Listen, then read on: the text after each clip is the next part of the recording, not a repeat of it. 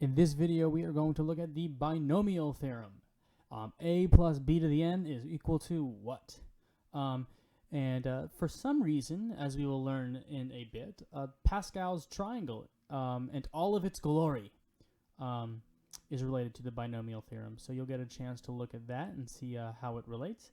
We're going to look at the theorem, but we're not going to do a proof of the theorem. It's an induction proof, and I'm going to leave that for you guys. Great induction practice.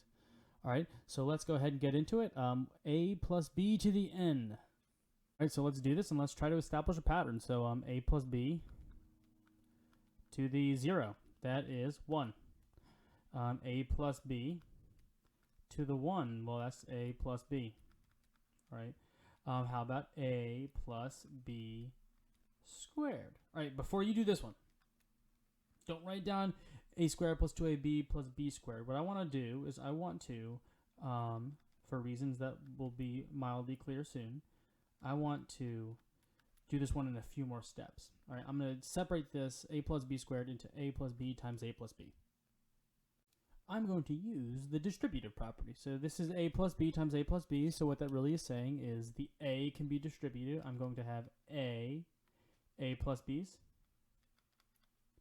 And I'm also going to have b, a plus b's, right? And with that said, a little bit more distribution, I'm going to have a squared plus ab plus another ab plus b squared, which gets us to what we already knew, a squared plus 2ab plus b squared. All right, now let's look at a plus b cubed. All right, what is that? Well, that's just a plus b times what we just figured out, a squared plus b squared, or sorry, a squared plus 2ab plus b squared. All right, apply the distributive property. I'm going to get a times a squared plus 2ab plus b squared, and plus b times a squared plus 2ab plus b squared. And then with more distributive property, I'm going to get a cubed plus 2a squared b plus a b squared plus b a squared plus 2ab squared plus b cubed.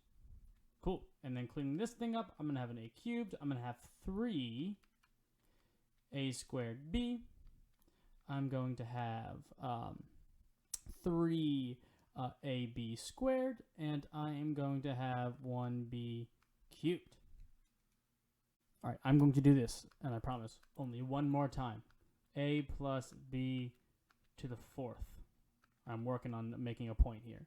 So that's just a plus b times a plus b cubed, and we know what that is. That's a squared plus 3a squared b plus 3 ab squared plus b cubed. And then I'm going to distribute through by a, and I'm going to get a cubed 3a, oops, sorry, no. I messed something up. This should be a cube. Sorry. That's going to be a to the 4th. This should be a cube. A to the 4th plus 3a cubed b plus 3a squared b squared plus ab cubed. And then the second term is going to be an a cubed b plus 3a squared b squared plus 3ab cubed plus b to the 4th. And combining like terms, I'm going to get 1a to the 4th. I'm going to get 1b to the 4th. And I'm going to get, let's see, an a cubed b. That happens here and here. So I'm going to have a 4a cubed b. I'm going to have 3a squared b squared and 3a squared b squared. That's a 6a squared b squared. And then plus, I'm going to have, it looks like, yep, 3 and 1 is 4ab cubed. The important thing to notice here as I was doing this is when you multiply multiplied through by a. All right, you can think of each of these terms as a cubic, right? We have a cubed, we have a squared and b, which has 3 terms. A and b squared, 3, b cubed, 3. All right, each of these have a power of 3 to say, right? A cubed is only true, b cubes are, a cubed and b cubed are the only true ones. But all of these have a power of 3 in a way. And when I multiplied through by a, they all became powers of 4. And when I multiplied through by b, every result was a power of 4. A cubed b, that's 4. A squared b squared, that's 4. Right? The power always sums to 4 in every single one of these terms. Right? Even though that's a 4, and that's a 3, and that's a 1, and a 2, 2, so on and so forth. The power always sums to 4. So I want you to, I have here the 5 expansions of the binomial theorem, n equals 0 through n equals 4. I want you to observe some things. Take a second to like kind of notice some patterns. One of the patterns, go ahead and pause. And once you're ready, one of the patterns is that there's always a to the n and a b to the n term. All right, that's something that's worth noting. All right. Another pattern is that the second term and the second to last term always seems to have a coefficient equal to n. Right? That's going to be a useful observation. Right? But the most important observation that I want you to take note of is the sum of the powers. So 4, 1 and 3, 2 and 2, 3 and 1, 4. That is always going to be n. All right? And that kind of leads us into how many terms do we have in each of these expressions or each of these equations? Right? We have 1 here. The power was 0. We have 2 here. The power is 1. We have 1, 2, 3 terms here. The power was 2. We have 1, 2, 3, 4 terms here. The power was 3. And we have 5 terms here, and the power was 4. Every time we multiply by another a plus b, every term is going to get another a or another b. Right? So I'm boosting each of these terms up by 1 power every single time. So I had a 1 here. I had 1 term. Right? When I boost this up, I'm going to have 2 terms. When I boost this up, I'm going to have 3 terms, 4 terms, 5 terms. Right? Since that first term had 1, but the power was 0, I have this n plus 1 fact going on. Right? What I want you to do is, to the best of your ability, tell me what a plus b to the n is going to roughly be. All right? That first term, with this pattern that we're noticing, it's going to be a to the n. Right? That next term is probably going to be n times a to the, we have a 4 here, so we're going to have an n minus 1 and a b. All right? And then there's going to be a lot of stuff going on in the middle.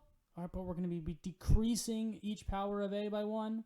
We're going to be increasing each power of b by 1. So that second to last term is probably going to be n times a to the b n minus 1, and that final term is going to be b to the n.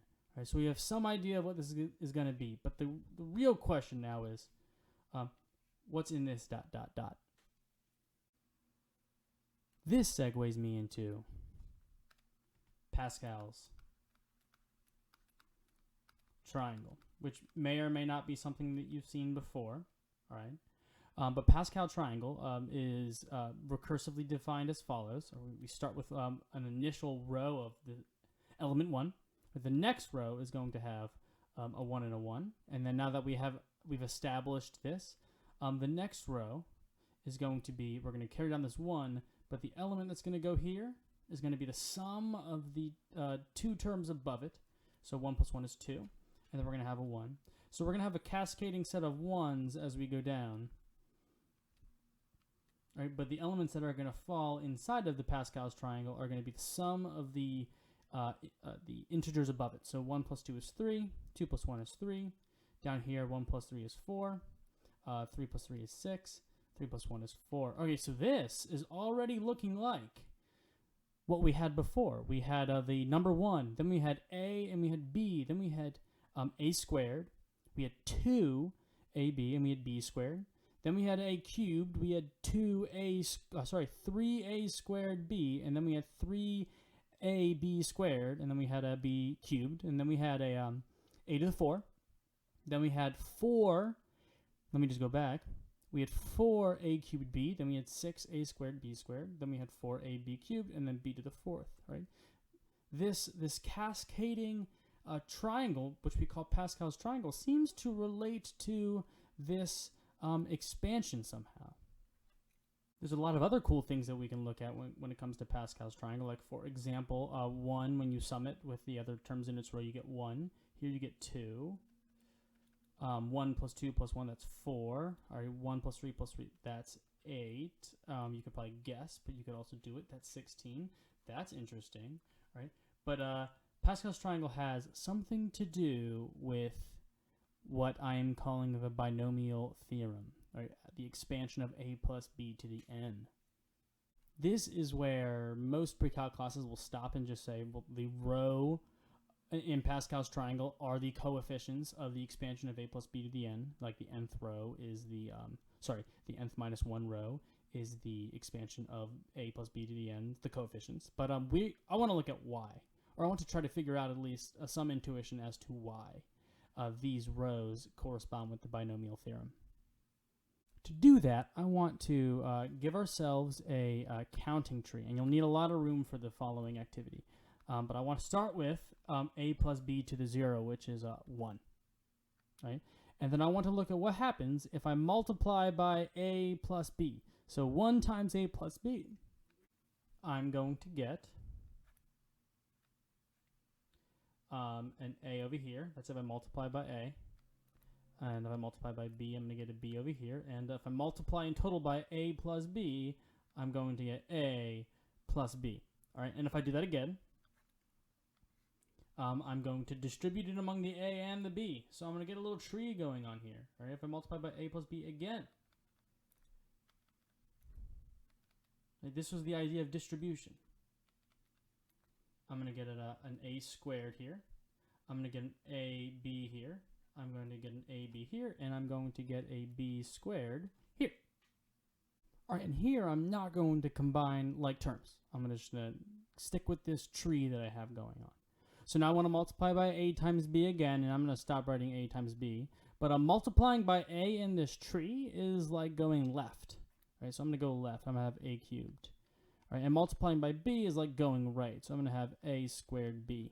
Right, here I'm going to have an a squared b, and here I'm going to have a ab squared. I'm going to have an a squared b here. I'm going to have a b squared here. I'm going to have an ab squared here, and I'm going to have a b cubed there. All right, doing this is already starting to connect us to Pascal's triangle, because this is a binomial tree. Every time I descend one row, I have twice as many terms, and we saw that in Pascal's triangle, right? The first row had 1 term, but the second row had 2, and then 4, then 8, then 16. Every time I descend one row, I am doubling the amount of terms that I have. So there's one connection to Pascal's triangle. All right, I'm going to do one more row, so I'm going to multiply every term in here on the left by a, so I'm going to get an a to the 4th, and then I'm going to get an a cubed b. All right, multiplying by a is like going left on this tree, and multiplying by b is like going right. All right, here I have an a cubed b, and then I'm going to have an a squared b squared. And just bear with me as I fill this out.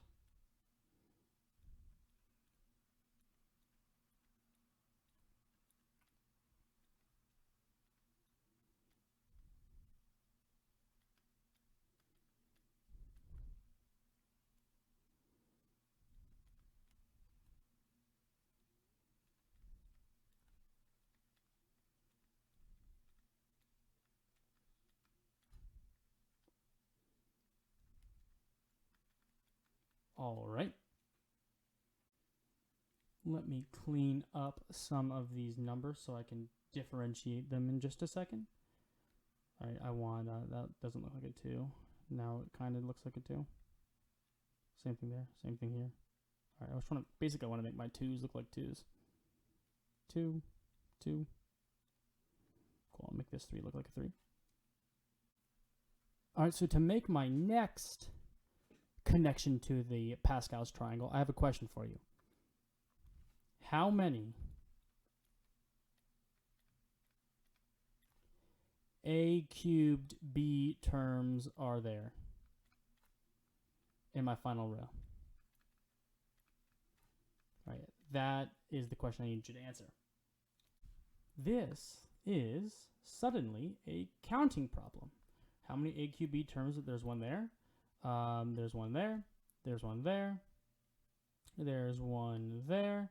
And that is it. Cool. Well, how did I get to these points on in this row? Well, to get to this one, I multiplied by A, and then B. And then to get to this one, I multiplied by A, then B, then A.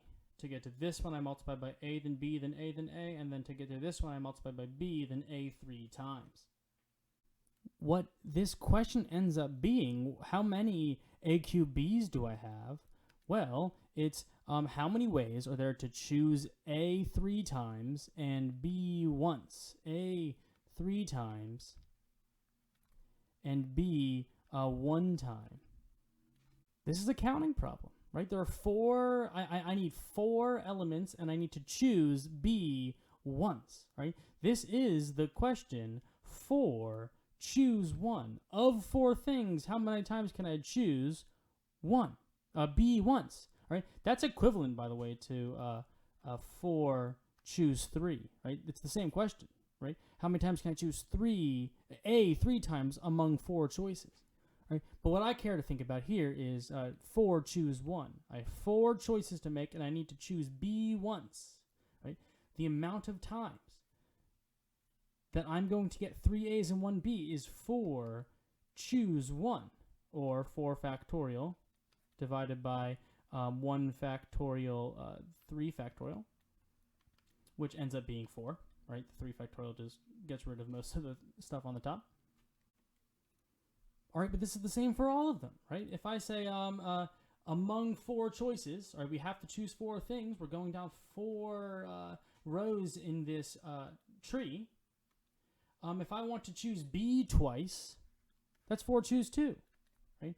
4 factorial divided by 2 factorial and 4 minus 2 factorial, which is going to be, let's see, 4 times 3 times 2 times 1 is 24. Right, 2 times 2 times 1 times 1 is 4. That is going to be 6, which was the coefficient of the a squared, b squared terms. The coefficients in this tree, the coefficients on this triangle, the coefficients in the expansion of a plus b to the n, the coefficient is going to be n choose k, where k is the number of b's that you want, right? And how many b's do I want in this term? 1. How many do I want in the next one? 2, 3, 4, 5, 6, all the way up to n. The coefficient is going to be n choose k. So what is a plus b to the n?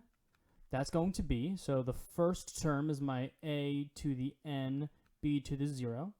And so I need to choose, of n choices, 0 of them need to be b. N choose 0, which is actually 1. N choose 0. There's one way to choose 0 b's. Right? The next term, the power is n minus 1 and b to the 1. These better sum to n, as we discussed earlier. And the coefficient is, of n choices, 1 of them needs to be a b, which will end up being n, as we established earlier. Right? There are n ways to choose b at some point in n choices. Right? And then the next one is going to be n, you're choosing 2 b's along the way. Right? That is exemplified by the fact that the power of b is 2. You've chosen 2 b's at some point going down the tree. And that ends up being and choose 2. All right, and this is just going to continue until we get to the a to the 2, b to the n minus 2. They better sum to n. These two sum to n. And how many b's am I choosing here? Of n choices, I need n minus 2 of those choices to be b.